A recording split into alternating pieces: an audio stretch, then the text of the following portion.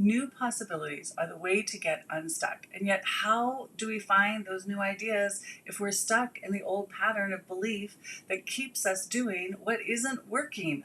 So today's video is all about this and the message from the angels about this stumbling cycle that we have. Hi, my name is Jo Moore and welcome to Expanding Joy.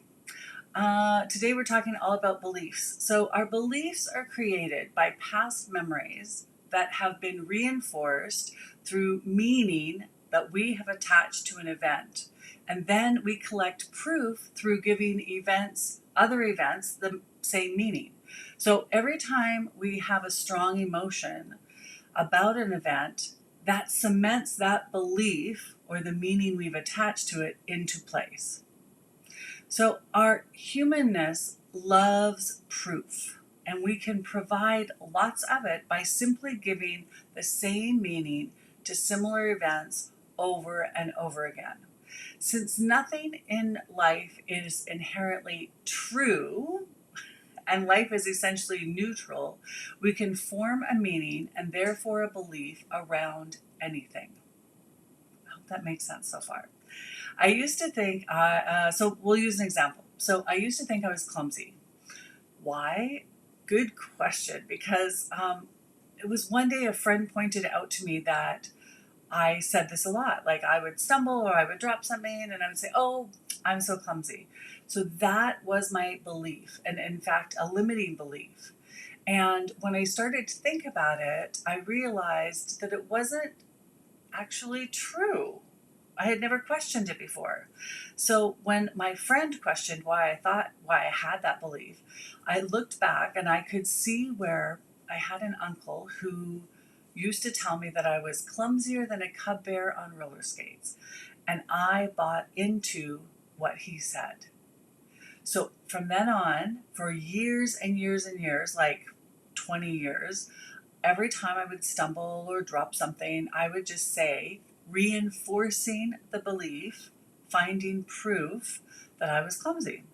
So when this was pointed out to me, I wanted to have a new belief. I was like, no, I actually don't drop things very often and I don't trip very often. So I don't think I'm actually clumsy.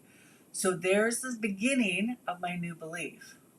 So then every time I tripped or stumbled or dropped something, then I would not reinforce that anymore. It would be like, oh, that's just a stumble, no big deal.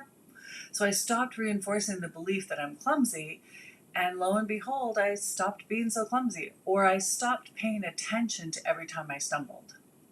That was the biggest difference. So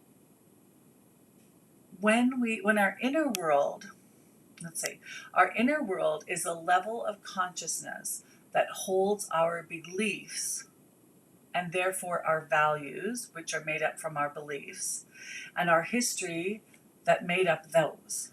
So our history creates our beliefs, which creates our values. And our outer world is the reflection of all of that. It's our perception, the lens of our beliefs, that we look through. So everything on the outside is completely affected by the lens that we look through, and the lens is made up of, or the perception is made up of, our history, the beliefs and values that we have made from that history. So that's why two people can hold two very different beliefs about the very same event, place, or person. So two people can see, we probably all know somebody that we really like, and yet our friend doesn't like them. It's because we see two aspects of them. It's not that the person is any different for both of us. It's just that we have a different lens that we're looking at them through. Or maybe it's an event, same thing. We can see the same concert in two different ways. We can see the same birthday party in two different ways. So, and we can hold community and global beliefs where a large number of people agree on the meaning of something. But that's for another video. We're not going to go into that today. So the proof we have gathered is the sticky stuff that holds the belief or the lens in place. So our chattery monkey mind, our humanness, wants proof. So to change a belief, we need to shift and disprove the current belief by gathering more and more evidence of the new belief. So the old one we want to disprove as being wrong, and we want to find more and more proof for the new belief that we want to hold. When we shift a belief, we are given an opportunity to strengthen the new perception by interacting and responding to an outside world that still looks the same. Our belief or perception can change in a moment, like literally, oh, I'm not clumsy. There's an aha, right? So our belief shifts in a moment. The outside world, however, takes a little longer to catch up. This is the lag or gap between creation and physicality of it. So during this time, this lag period, the new belief can continue to propel forward and changes the physical world. Or if we interact with the outside world the same as we always have, we're reinforcing the old belief. And so the momentum stops of the new belief and we go back into the rut of the old one. This is why it's so important to know that the outside world does not look different in that moment, or it's not going to appear always as if everything is shifted. The greatest power is in the perception of it, not in the things actually changing. So when your belief changes as a new perception, then you give it meaning, then it becomes your new story, and suddenly your physical world looks different. As Wayne Dyer says, once you change the way you look at things, the things you look at change. It's when we put a wrench in it, when we interact with the outside world the same exact way we always have, that reinforces the old belief and stops all momentum and movement forward with the new belief. So when we catch ourselves doing that, that's when we can then again go back to the new belief and interact with the outside world as if the new belief is true, whether it looks like it or not from the outside. So there are two varieties of changes in physicality. One is where our perception has an update and we simply think about things differently. As in losing your job is not the worst thing that happened this year, because that the old belief is I lost my job and that is the worst thing that's happened to me this year. The new belief is this is an amazing opportunity to finally do what I love instead because I no longer have that backup. Very different views, totally different beliefs and perceptions. In the outside world, nothing has changed. You still lost your job. Of course, once you start acting into the new belief, it's your outside world is going to veer off into a path where you start taking action on this new belief and things will show up very differently in your life. The other one is when a new perception changes the physical reality. And this is the one that I always think is so interesting. So I deserve to be surrounded by loving and authentic relationships that celebrate each other. This is the new belief, not there are no good men. So the minute you shift that, suddenly you start noticing people that you didn't notice before. Like you will literally walk down the sidewalk and go, oh, there's a possibility. Oh, look at that person being, that man being so kind to the person he's with. All of a sudden, you will see the outside world from a completely different view. And suddenly, new friends start to show up while others are going to fade away because your declaration or your new belief is that you're deserving of loving, authentic relationships that celebrate each other. So that is a completely different perception, but the outside world starts to look different very quickly.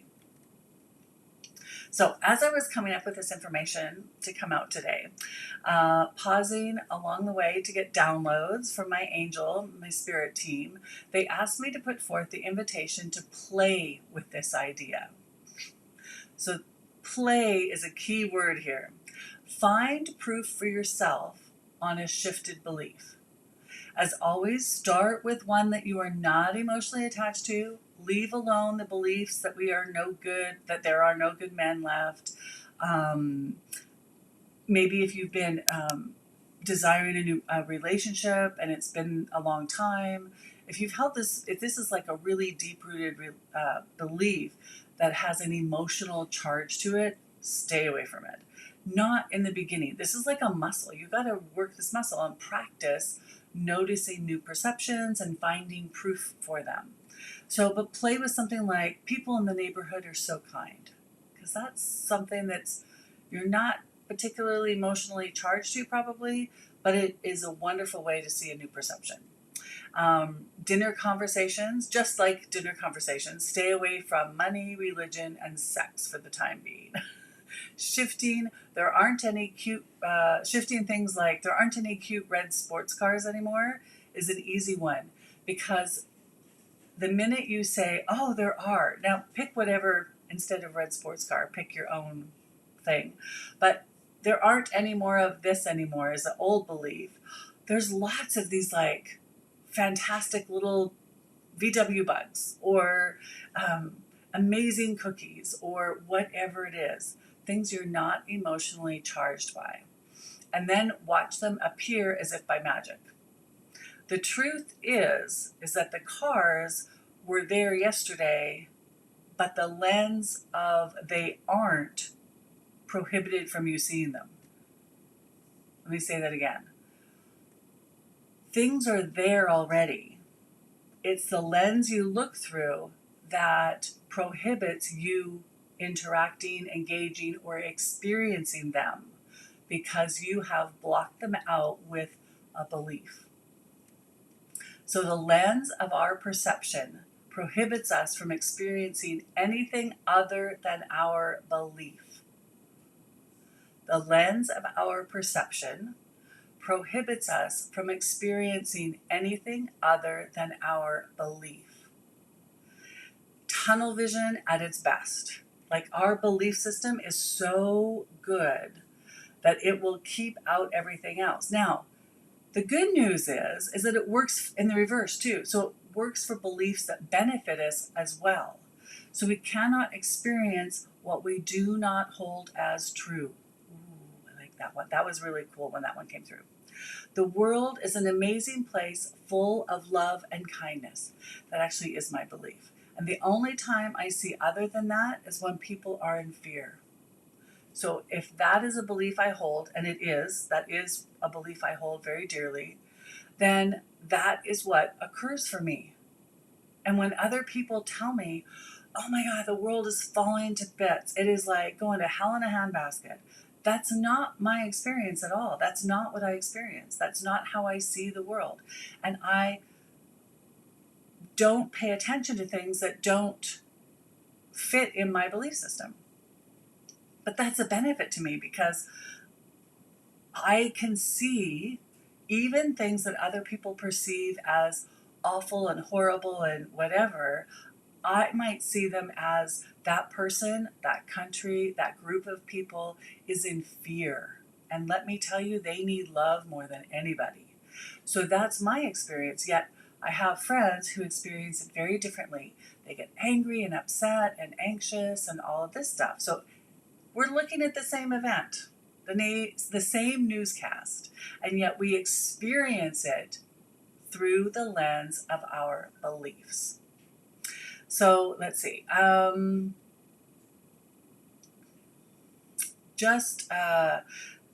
key is that we have the power to create the new story or belief by a new perception and then adding proof to the new belief.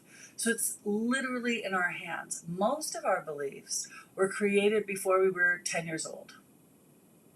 That period of time in our youth when we were literally sponges, we were in this meditative state and we absorbed everything. We were taught everything that was told to us, we just flat out believed it. That's where our basis of everything comes from. And those beliefs, just like you're clumsier than a cub bear on roller skates, which I was told at a very young age, I believed it. So Now, as adults, we can choose our beliefs. And it's when we notice what belief is holding us back or doesn't serve us or isn't, it's the questioning of the belief that makes it, brings out that gives us the power to create the new one. The invitation, as always, is to have fun. Because as the angels say, the minute we make it significant, it loses all of its power. We go completely out of alignment with our higher self and our spirit teams, and we are stuck back in the mud. So I'll, as always, have fun. The energy of play will add to the stickiness of the new lens. I love that when they said that. The energy of play, joy, love, that's the emotional charge, right? So the feeling of levity, the feeling of expansion, that is the sticky stuff that holds the new perspective in place and creates faster the proof for the new belief. So the question comes, how do we know that we've shifted our belief? What are the signs of having shifted our belief? How do we know that there's a new belief in the process of, blooming? So there are signs. One is your thinking mind will suddenly say, oh, I never thought about it that way before. Same with when my friend asked me, why do you think you're clumsy? I was like, oh, huh. It's that questioning. It's that little light bulb that goes off, that little aha. I hadn't thought of that before. There's often a feeling of lightness or expansion that suddenly comes in your body. The emotional charge around a subject lessens and eventually disappears. Eventually, you're going to have a conversation with somebody about something that you were very emotionally charged to before. Like I always thought that not only was I clumsy, but that I would embarrass myself in front of people if I spoke up quickly, if I said things without thinking first, like if I just said what was on my mind or if I just blurted out something. In my early kind of tween teen years, I would do that and felt profoundly embarrassed about awkward and whatever. And I was very emotionally charged. So if I blurted something out, even if it wasn't embarrassing in any means, I would still feel awkward and that like gut wrenching kind of feeling. When I started to notice that it was okay, and let me tell you, as you do readings, I cannot filter anymore. I have to just channel stuff and let it come out before it even processes in my head. Then I'm not emotionally charged about it anymore. There's no like reaction in my body anymore. I can blurt stuff out, and even if it is embarrassing, I kind of go, "Oh, that was awkward," and just move on. So you'll notice that a lightness appears, that charge or anxiousness around a belief will start to disappear and dissipate. You can get through a conversation about whatever it is, and you don't get upset. The other sign that you're getting a new belief in place is that you see new possibilities. All of a sudden, where there was no way that you could come up with the rent this month, and then all of a sudden, the belief of, you know what? I'm never going to go hungry and I'm never going to be homeless and there's always going to be enough money. And then all of a sudden, you get a new contract or somebody lends you whatever, money appears. That's the like new possibilities. Like you could suddenly think of, oh, you know what? I had this old 401k that I never looked into and I should, you couldn't have seen it before with the belief that money was scarce and I could never make money. But suddenly the possibilities show up and new things occur to you that we were not, like I said before, that it wasn't possible to experience it before. So that is what we were talking about today, the shifting of new beliefs. I hope this was helpful. And if it was, please join the journey here on Expanding Joy Intuition. And if it resonated with you and you'd like to hear more new perspectives on topics that we all live with day to day, because my angels are very practical. I love that about them. Then come and hang out with us, hit the subscribe button, and enjoy the journey. Let me know in the comments if anything rang true for you, or if you have other questions you'd like me to do videos on. Many blessings for your day, everybody. Mwah.